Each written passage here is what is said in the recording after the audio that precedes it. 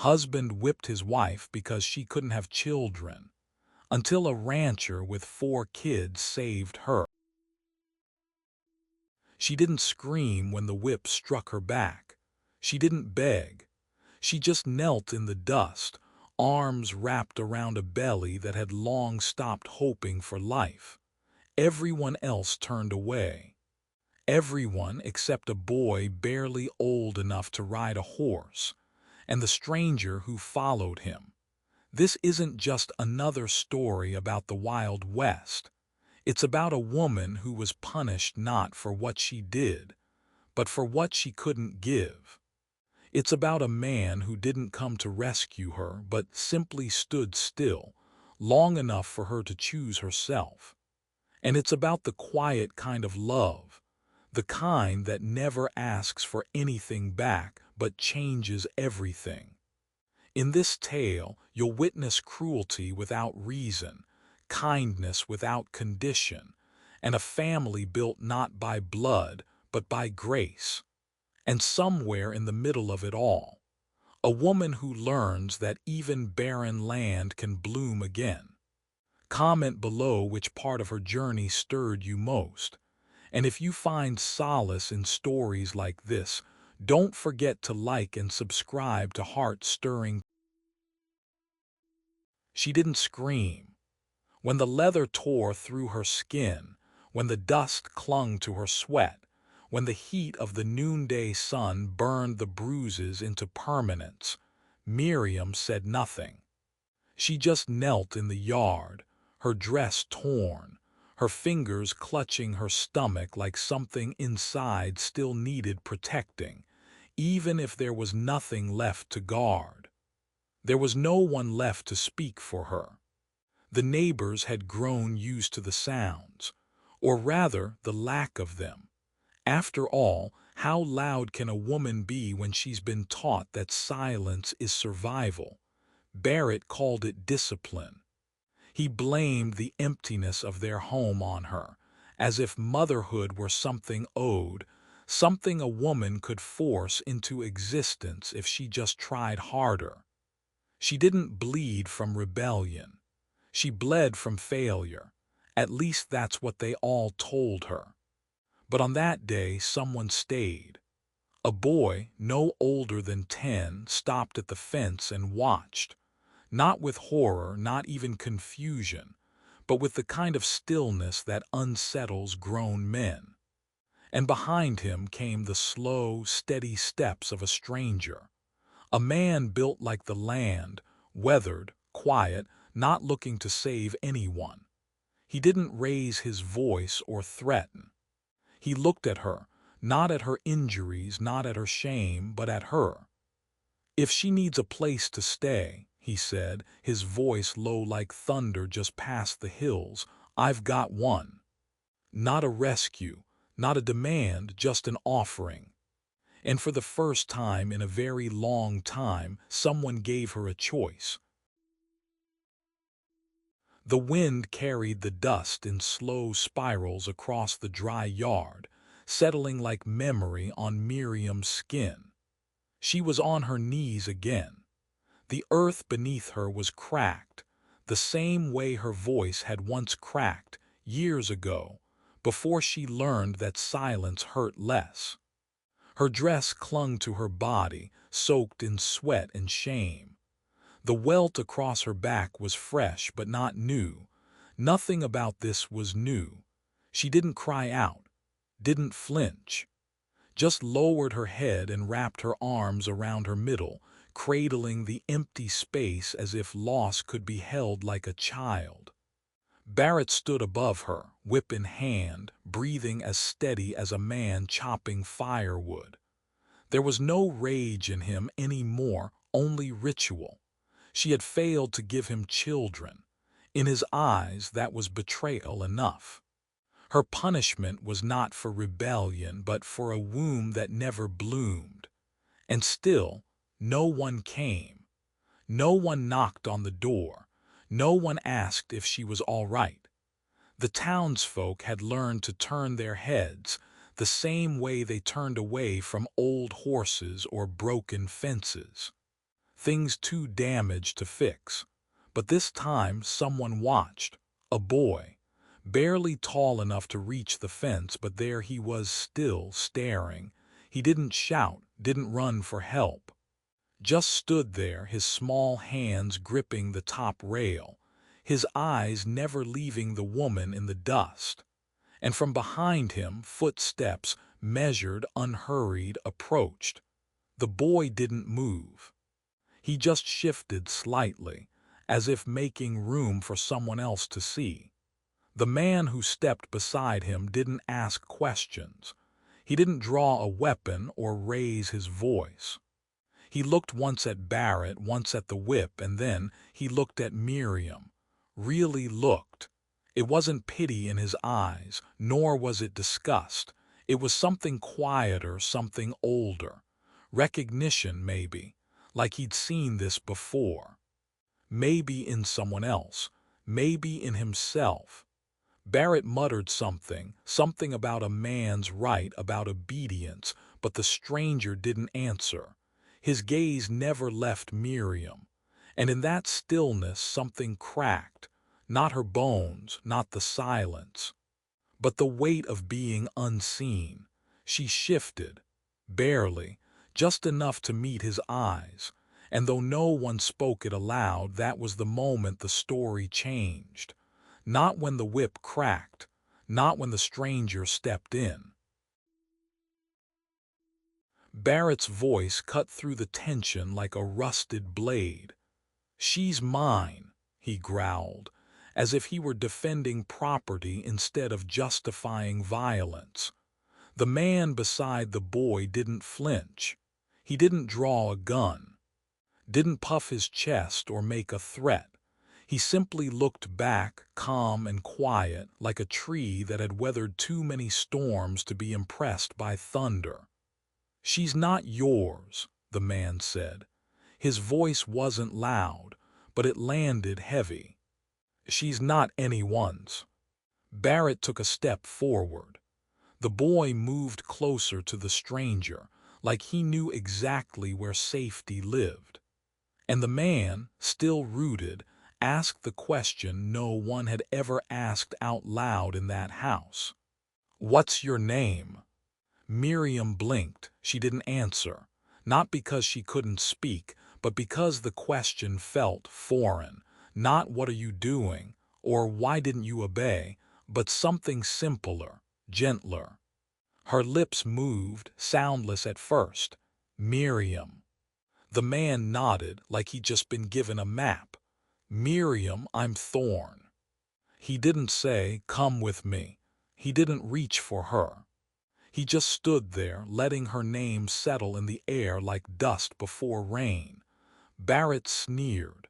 "She's not going anywhere." Thorn looked at him, not with anger, but with a steadiness that left no room for further noise. Then he turned back to her. "I'm not here to take you, but if you need a place, my door's open." That was it, no speech, no promise, no savior's pose, just an offer, quiet, uncomplicated. And for the first time in a very long time, Miriam realized something strange. No one was holding her. No one was pulling her. The choice, for once, was hers. She didn't rush.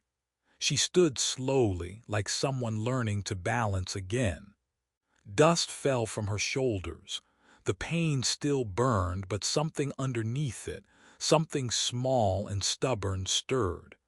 Barrett called her name again, louder this time, but it didn't land the same way. It didn't own her anymore.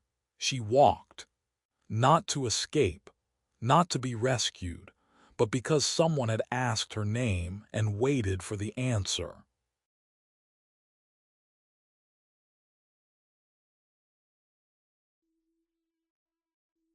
The house smelled like bread and dust, quiet smells, warm ones. Miriam stood just inside the threshold, unsure if she should remove her shoes or her shame first. Thorn didn't lead her like someone introducing a guest. He simply pointed down the hallway and said, Pick whichever room feels right. The kids already chose theirs.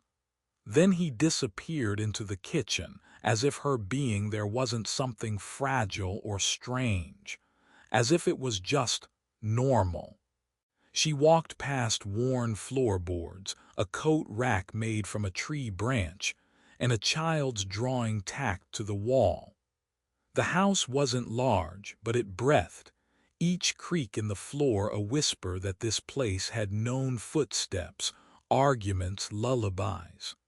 The smallest room was at the end of the hall. The door was painted a faded blue. She reached for the handle but paused. For a second, her hand hovered like it had back in Barrett's house, where doors opened both ways but never with her consent. This one did. It opened with a soft creak into a space barely larger than a prison cell. But the window faced the sunrise. And there, above the doorknob, was something she hadn't seen in years, a lock, from the inside. She closed the door slowly, as if afraid the sound might echo too loudly. Then she turned the lock. Click. That single sound held the weight of 100 prayers. The bed was made, rough blanket, handmade quilt, pillow slightly lumpy but clean. A chipped water pitcher sat on the nightstand, beside a folded cloth napkin with tiny stitched flowers in the corner. A hook on the wall for a coat. A chair. And on the floor, a small rectangular rug with faded colors and a tear at the edge, proof that even softness can carry its scars. She sat on the bed, not fully, just at the edge.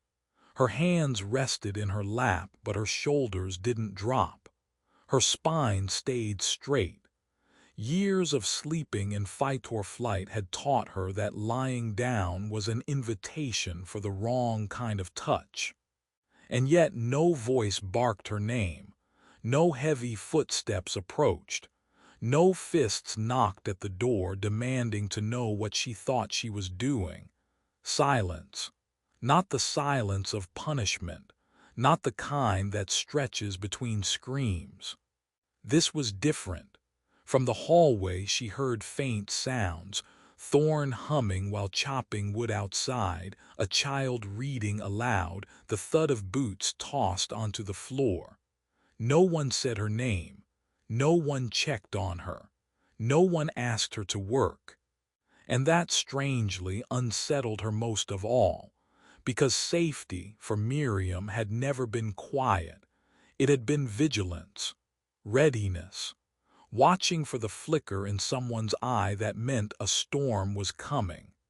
She rose and stood at the window, watching the wind ripple through dry grass. She watched one of the boys chase a chicken, trip, then laugh. The girl, Sam, she thought, sat on a stump with a book, occasionally glancing toward the house. Not with suspicion, but something softer. Like she was wondering if Miriam would come out and sit too, like she hoped she would. Inside, the air felt heavier than the outside world, because in here, Miriam wasn't being told who to be. No one had said, "Make yourself useful." No one had said, "You owe me." No one had said anything at all. And in the absence of instruction, Miriam faced the most terrifying freedom of all, the freedom to decide. She lay down that night still half-clothed, not out of caution, but because she didn't know if she deserved the softness of a blanket yet. The lock clicked again beneath her fingers, and she closed her eyes, not to sleep, but to listen, to the silence, to herself. And for once the silence didn't hurt. It held her, not tightly, not possessively, just enough.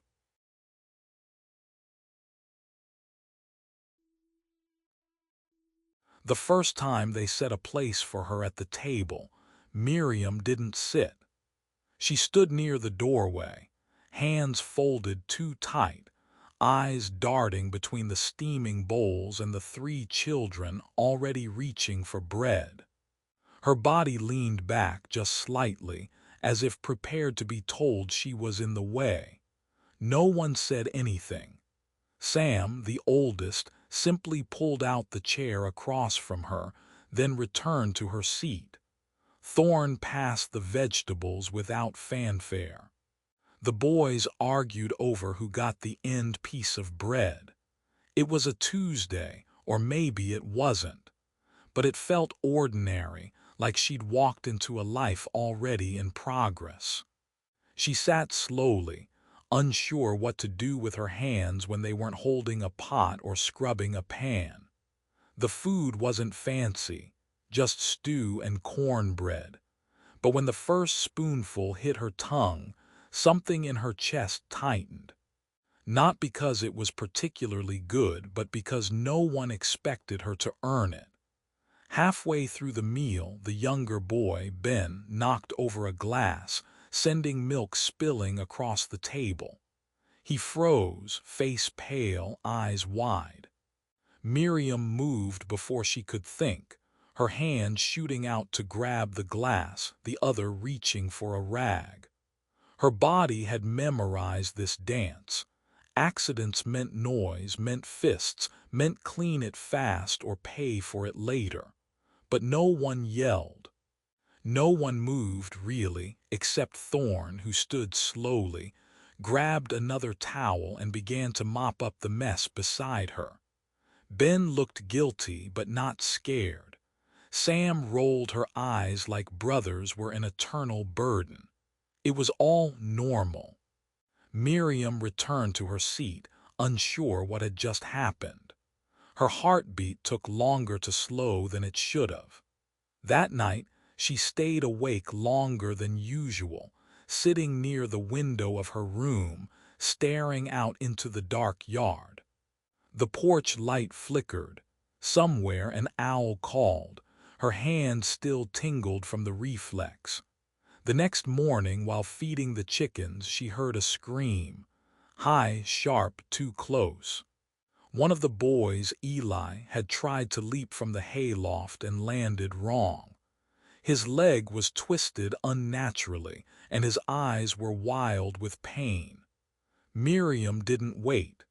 She dropped the feed bucket, sprinted across the yard, dropped to her knees beside him. Her fingers moved fast, checking the bone, bracing it, speaking low like someone who'd done this before. She didn't realize the words coming out of her mouth were the same ones Barrett used to mutter when setting broken things, except hers came softer, steadier. By the time Thorne reached them, Miriam had already wrapped Eli's leg with a strip torn from her own apron. She met Thorne's eyes and said, "He needs to stay still, for a while." Thorne didn't praise her, didn't ask where she learned that. He simply nodded and carried the boy inside. That night at the table, the kids were quieter. No one said thank you, and somehow that felt right, because no one looked at her like a hero, or a servant, or a guest. They just made room for her, passed the bread, let her speak when she wanted, stay silent when she didn't. Sam was the last to leave the table. She lingered, wiping her mouth with a napkin she didn't need. Then she said, not looking up, "You're already part of this family, even if you don't know it yet." And then she walked away like it wasn't a revelation, just a fact. Like calling someone family didn't require ceremony. The wind shifted that morning, sharp, dry, different. Miriam felt it before she saw him. Barrett rode into the yard like he'd never left it, as if time hadn't passed, as if his claim to her was still valid, still lawful in some twisted script only he could read. His boots hit the ground with arrogance. His hand rested on the belt like it remembered its old violence. He looked around the yard like it was a possession, not a place. Then his eyes found her. "Miriam," he called out, voice smooth like oil spilled over rust. She didn't move. She stood by the porch steps, a basket of eggs in her hands, dress dusted with flour. It could have been any morning. It could have been peaceful. But the sound of his voice, the way it cracked the air, brought the ghosts back with it. "I'm here to take back what's mine," he said. Thorn stood from the woodpile, but Miriam raised her hand, not toward Barrett, but toward Thorn. "Not yet." "Not this time." Barrett took a step forward. "You think some stranger and his little brats change what you owe me." She finally looked up, and the voice that came from her wasn't loud. It was firm, even. Quiet like a blade pressed flat to a table. "You don't get to call me that," she said. "You don't get to say my name anymore." His mouth twisted. "You're still my wife." "I was your silence," she replied. "Not anymore." The yard held still. Even the chickens had stopped pecking. Barrett's face reddened, but something in his eyes faltered. He saw it now. The space between them wasn't just distance. It was decision.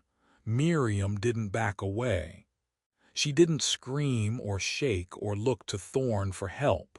She stood, not as a victim, not as someone rescued, but as someone who, for the first time, believed she didn't have to belong to anyone just to matter. Barrett muttered something low, something bitter, something old, but he didn't take another step. Maybe it was the steadiness in her voice. Maybe it was the fact that she hadn't flinched. Or maybe, finally, he realized what she had become. Someone who could not be summoned. He turned and left without another word. The shadows didn't vanish that day, but they lost their power. Because sometimes survival isn't the moment you're pulled from the fire. It's the moment you choose to stop kneeling in the ashes.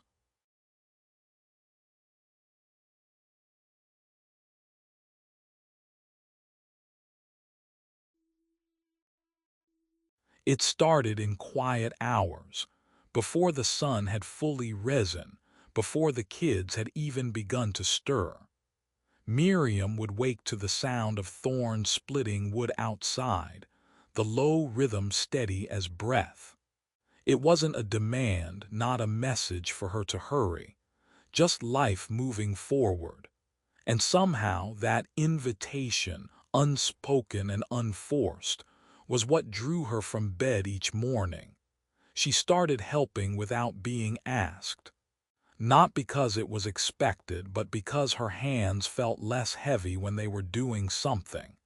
She peeled potatoes, sorted beans, mended a tear in Ben's shirt. She swept the porch not because it was dirty, but because the act of sweeping made her feel real. The first time Eli handed her a note he'd written, 3 words, misspelled, scratched in pencil. "You are safe." She hid it in her apron pocket like a secret worth more than gold. She wasn't used to small gestures, to love that wasn't announced but lived in the ordinary. And the kids didn't treat her like a guest. They didn't fawn over her or ask where she came from. They just made room, bit by bit. One night after dinner, Sam asked her to tell a story. "About what?"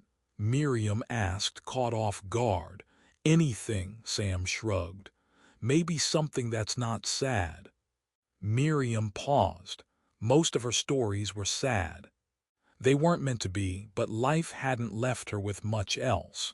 Still, she tried. She told them about a bird she'd once seen build a nest inside a boot. The kids laughed, not at her, but because the image was funny. And suddenly, laughter didn't feel like something dangerous. It felt like light breaking through a boarded window. The shift came slowly. One day Thorne asked, "Do you like it here?" She nodded. "If you'd like to stay, you can," he added, wiping his hands on a towel. It wasn't a proposal, not a question, just a space offered. She looked at him, heart tight. "What if I can't give you what a wife's supposed to give?" "You've already given more than you know." "I mean children," she whispered. "What if I can't?" He didn't look away. "Then we'll take in whoever needs a place. Love isn't always born. Sometimes it just arrives." That night she lay awake long after the house had gone quiet. The idea of being wanted not for what she could offer, but for simply being, felt foreign, almost frightening. In Barrett's house, love was a transaction. Silence was payment. Here there were no ledgers, only open doors. When the idea of marriage returned, it came softly. No diamond, no parade, just Thorne one evening asking over a pot of coffee, "Would you like to make this permanent?" Doesn't change much, but it might mean something. She smiled. "It already does." They didn't tell the town, didn't send for guests. The preacher came on his own horse, carrying a small book and 2 folded pages. The kids stood barefoot in the grass, Sam holding a wildflower bouquet she'd picked that morning. Eli had mud on his face and Ben forgot to comb his hair, but no one cared. There were no vows, only acknowledgments. No rings, just a touch of hands. And the wind, soft as breath, moving through the ceremony like it was blessing them in its own language. Later that evening, as the house quieted, Miriam sat on the porch steps alone. The children had gone inside. Thorne was tending to the animals. She held a cup of tea in her hands, watching the sky shift. She wasn't anyone's property. She wasn't a replacement. She wasn't barren, not anymore. Not when her presence had become something people leaned into. She wasn't trying to be loved. It arrived on a morning too quiet to trust. The sky was pale with unshed rain, the kind that never fell but kept everything damp with waiting. Thorne brought it in with the feed sack, an envelope, thick paper, no stamp, no return address. But Miriam recognized the handwriting the moment she saw it. Luther. She hadn't spoken his name aloud since the day she walked out of Barrett's house. Barrett had been the brute, the one who left bruises. But Luther. He was the quiet kind of dangerous. The type who smiled in church, who shook hands with the preacher, who said things like, "It's just the way things are." The letter felt heavier than it should. She didn't open it right away. Instead, she sat by the fire that night, the envelope between her fingers like a relic from another life. The room was dim, the house still. She could hear Sam breathing in the next room, the soft creak of Thorne's chair as he whittled wood outside. Finally, she broke the seal. The words were short, precise. Not threats, at least not obvious ones. He knew where she was. He knew she'd found new shelter. He hoped she was confusing pity for purpose. But buried beneath the polished venom were names. 3 women, first names only. A reference to our arrangement and the preacher's discretion. A closing line that chilled her more than any threat. "Don't forget where you come from." Some doors close for a reason. She read it twice. Then a third time. It wasn't fear that rose in her chest. It was rage, not hot, not wild, but quiet, grounded, like something that had been waiting its turn. This wasn't just about her. This was about every girl who'd been told her worth was in her womb. every woman who'd been called wife before she knew what her name meant. The next day, she rode to town. She didn't ask Thorn to come. She didn't have to. He saddled the second horse without a word. At the edge of town, they met Marshal Deeks. He'd arrested her once for stealing a tin of beans. She'd been 19, bruised and alone. He hadn't looked her in the eye then. Now he did. He read the letter slowly, lips moving with each word. "What do you want me to do with this?" he asked. "Nothing illegal," Miriam replied. "Just let's ask some questions." They went to the church, the records office, the courthouse basement. It was all there. Quiet marriages with missing signatures, dowries paid in livestock and silence, women listed only by first name, sometimes not even that. Miriam didn't ask to speak in court. She asked to speak in the schoolhouse. She asked to speak at the next town meeting. She stood on that stage, small, wooden, smelling of chalk and dust, and told her story, not to accuse, to reveal. "I'm not here to burn your fathers or your brothers or your preachers. I'm here because someone has to say it out loud. Someone has to say that belonging shouldn't come with bruises. That being called wife shouldn't mean giving up your voice." Some people walked out, most stayed. And when it was over, the silence that followed wasn't awkward. It was listening. Back at the ranch, things didn't change overnight, but they changed. Sam began writing names on pieces of cloth, one for each woman who'd ever arrived in silence. They tacked them above the barn door, not like trophies, more like memory. They built bunks in the old hay loft. Miriam sewed quilts, not because she had to, but because hands need to create when hearts begin to heal. The first woman came 2 weeks later. She didn't say her name, just stood at the gate until Thorn opened it, nodded, and stepped aside. Then another, and another. They didn't come all at once. They trickled in, like thaw, like light under a closed door. Some stayed a night, others months. Miriam never asked for their stories. She only offered a meal, a bed, and the words, "You don't have to explain anything to me. You're here. That's enough." The preacher eventually visited. Nervous, apologetic, she didn't want his guilt.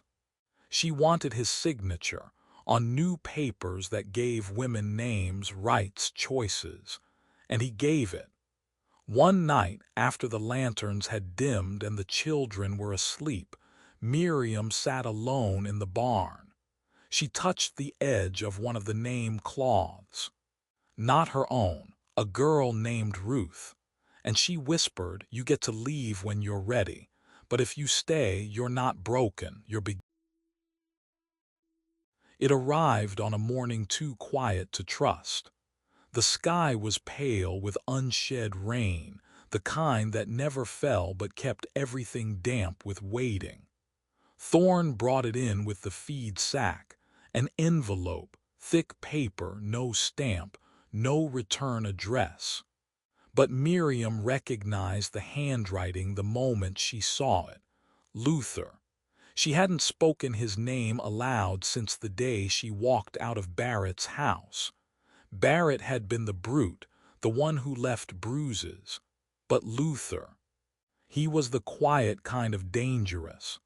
The type who smiled in church, who shook hands with the preacher, who said things like, "It's just the way things are." The letter felt heavier than it should. She didn't open it right away. Instead, she sat by the fire that night, the envelope between her fingers like a relic from another life. The room was dim, the house still. She could hear Sam breathing in the next room, the soft creak of Thorn's chair as he whittled wood outside. Finally, she broke the seal, The words were short, precise. Not threats, at least not obvious ones. He knew where she was. He knew she'd found new shelter. He hoped she was confusing pity for purpose. But buried beneath the polished venom were names. 3 women, first names only. A reference to our arrangement and the preacher's discretion. A closing line that chilled her more than any threat. Don't forget where you come from. Some doors close for a reason. She read it twice, then a third time. It wasn't fear that rose in her chest. It was rage, not hot, not wild, but quiet, grounded, like something that had been waiting its turn. This wasn't just about her. This was about every girl who'd been told her worth was in her womb. Every woman who'd been called wife before she knew what her name meant. The next day, she rode to town. She didn't ask Thorne to come. She didn't have to. He saddled the second horse without a word. At the edge of town, they met Marshal Deeks. He'd arrested her once for stealing a tin of beans. She'd been 19, bruised and alone. He hadn't looked her in the eye then. Now he did. He read the letter slowly, lips moving with each word. "What do you want me to do with this?" he asked. "Nothing illegal," Miriam replied. "Just let's ask some questions." They went to the church, the records office, the courthouse basement. It was all there. Quiet marriages with missing signatures, dowries paid in livestock and silence. Women listed only by first name, sometimes not even that. Miriam didn't ask to speak in court. She asked to speak in the schoolhouse. She asked to speak at the next town meeting. She stood on that stage, small, wooden, smelling of chalk and dust, and told her story. Not to accuse, to reveal. "I'm not here to burn your fathers or your brothers or your preachers. I'm here because someone has to say it out loud. Someone has to say that belonging shouldn't come with bruises. That being called wife shouldn't mean giving up your voice." Some people walked out, most stayed. And when it was over, the silence that followed wasn't awkward. It was listening. Back at the ranch, things didn't change overnight, but they changed. Sam began writing names on pieces of cloth, one for each woman who'd ever arrived in silence. They tacked them above the barn door, not like trophies, more like memory. They built bunks in the old hayloft. Miriam sewed quilts, not because she had to, but because hands need to create when hearts begin to heal. The first woman came 2 weeks later. She didn't say her name. Just stood at the gate until Thorne opened it, nodded, and stepped aside. Then another, and another. They didn't come all at once. They trickled in, like thaw, like light under a closed door. Some stayed a night, others months. Miriam never asked for their stories. She only offered a meal, a bed, and the words, "You don't have to explain anything to me. You're here. That's enough." The preacher eventually visited. Nervous, apologetic, she didn't want his guilt. She wanted his signature on new papers that gave women names, rights, choices. And he gave it. One night, after the lanterns had dimmed and the children were asleep, Miriam sat alone in the barn. She touched the edge of one of the name cloths. Not her own, a girl named Ruth. And she whispered, "You get to leave when you're ready." But the gates were Thorne's idea, but the names were Miriam's. They built them over a summer, slowly, deliberately, 2 wide wooden arches framing the entrance and the back path of the ranch. One faced the road from town, the other open to the trail that curved into the hills like a question left unfinished. No locks, no chains, just words carved deep into the grain.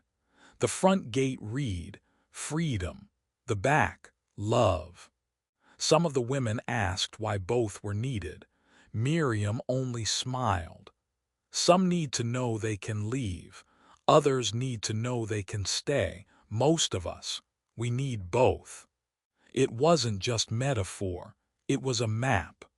Every person who crossed that threshold knew from the first step they weren't trapped. They weren't owed. They weren't beholden to the hands that helped them up. No one asked for a backstory. No one kept a ledger of gratitude. There were no rules of repayment. If a woman stayed 2 days, she left with a bundle of bread and no questions.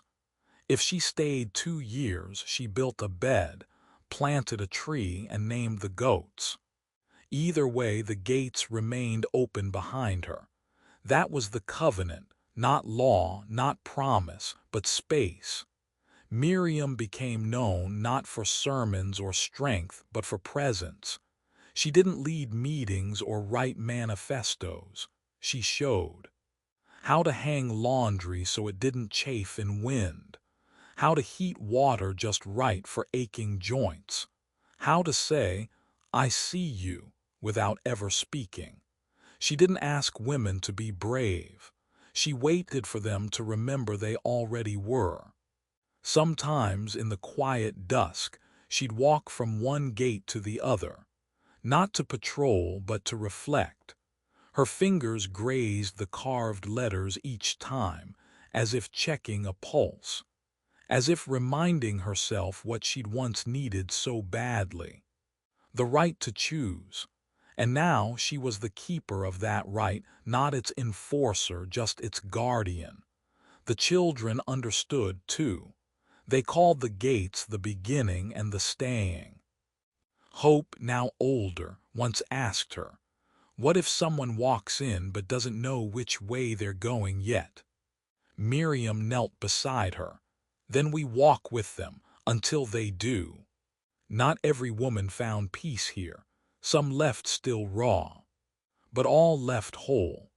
Because the ranch didn't fix people. It didn't erase what came before. It gave shape to what came after. And that mattered. In a world that had taken so much without asking, this place, these gates, offered one thing in abundance: permission to stop running, to start again, to stand in the sun without. It happened just as the sun rose, soft, slow, without ceremony. Miriam passed as she had lived in her final years, quietly. There was no gasp, no struggle, just one last breath taken with eyes already half closed, as if she'd seen where she was going long before she arrived there. Thorne found her in the chair she favored on the porch, her hands folded in her lap, a shawl across her shoulders. The morning was cool but not cold, the kind of air that feels like beginning. He didn't cry. Not then.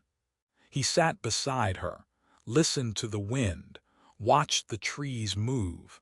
When the others woke, they knew before he said a word. There was no funeral, no town bells, no mourning clothes, just a day spent in stillness. And then life continued. Because that's what Miriam had taught them. That grief, when held gently, becomes guidance. They didn't build her a grave. Instead, they planted a peach tree in the center of the ranch, the one spot that caught the first light and the last. Sam carved her initials into the bark. Hope watered it every evening with a tin cup, whispering words no one else could hear. No one referred to her in past tense. They didn't need to. She lingered. In how Rachel wrapped the newborns in soft cloth instead of coarse blankets. In how the front gate was oiled every Sunday, even when it didn't squeak. In how the women still passed down the bread recipe, never written, always tasted. Miriam had not built an empire. She had restored a rhythm. One woman, years later, told a reporter, "She didn't rescue us. She reminded us that no one ever took away our right to begin again. We just forgot it was ours." Children born on the ranch never met her, but they knew to say thank you with their hands, not their words. They knew what both gates meant. They learned to ask, "What do you need?" instead of "What happened to you?" That was her legacy. Not stories retold with dramatics, not a name etched in stone, but a lineage of softness that didn't demand, a culture of care that didn't judge, a history passed not through pages but through practice. And the most remarkable thing, no one tried to become her. They simply became more themselves because of her. In a world that often writes women like her out of its histories, Miriam wrote herself into the soil. She left behind no riches. But everywhere there were people who knew how to offer space, how to welcome without question, how to stay without holding too tight. And in every quiet kindness, in every woman who whispered to another, "You can start again." The rain came soft that evening, tapping against the tin roof like a lullaby long forgotten. The kind of sound that once would have made Miriam tense beneath her covers, listening for footsteps masked by storm. But not this time. That night she didn't place the knife beneath her pillow. She didn't double-check the latch on her door. She didn't trace the walls in the dark to memorize the escape routes. Instead, she laid down. The blankets were warm from the sun's memory. The silence in the house wasn't hollow, it was earned. She could hear Thorne's quiet breathing across the room, steady and unhurried. Somewhere down the hallway, Sam turned in her sleep, mumbling a dream. The kettle clicked once in the kitchen as it cooled. Miriam closed her eyes. No shadow rose behind her lids. No bruised memory clawed for attention. And for the first time in years, not the first time she'd slept, but the first time she'd believed she wouldn't have to defend herself in her sleep, she rested. Fully, deeply, without fear. The storm moved on by dawn. The air was fresh with petrichor and the floorboards creaked gently as she stepped into the kitchen barefoot. She made tea, no urgency in her hands, no glance over her shoulder. She didn't realize what had changed until she reached for the cupboard and paused. There was no panic, no tension in her spine, just mourning. Later, when Hope asked her why she looked different, Miriam only smiled. "Because," she said, "last night I didn't expect to run." And that more than any ceremony, any vow, any proclamation was freedom.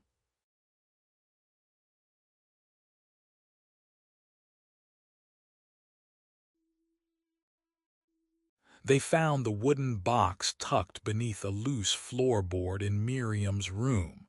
It wasn't locked. It wasn't hidden like a secret, just placed with care, as if waiting to be discovered when the time was right. Inside was a small, weathered notebook. The leather cover was soft from years of touch. No title, no markings, just a single thread holding its spine together. Sam opened it first. The handwriting was unmistakably Miriam's, deliberate, simple, without flourish. There were no dates, no stories, just names, one on each page. "Sam, you're good at staying quiet when others need to speak. That's a gift, don't forget it. Eliza, you always forget to drink water. Take care of the body that carried you here. Ruth, you never finish your thoughts out loud. That's okay. Some truths are meant to stay yours. Each entry was short, a sentence, sometimes two, no lessons, no instructions, only recognition. They passed the notebook from hand to hand in silence, each woman searching for her name, holding the page like it was a mirror. Some smiled, some cried, some simply closed the cover after reading and held it to their chest. It wasn't what Miriam gave them that mattered. It was that she had noticed. Every woman who had passed through that ranch, no matter how long or how briefly, had been seen, remembered, named not by what she survived, but by something small and good within her. That was Miriam's legacy. Not the land, not the gates, not even the orchard blooming with wild peaches. It was that quiet voice on a page that said, "I saw you." And I liked what I saw, because sometimes the most lasting thing a person can leave behind. Freedom doesn't come when someone unlocks the door for you. It begins the moment you realize the key has been in your hand all along, and you stop waiting for permission to use it. Miriam was never rescued. She was witnessed. She was waited for.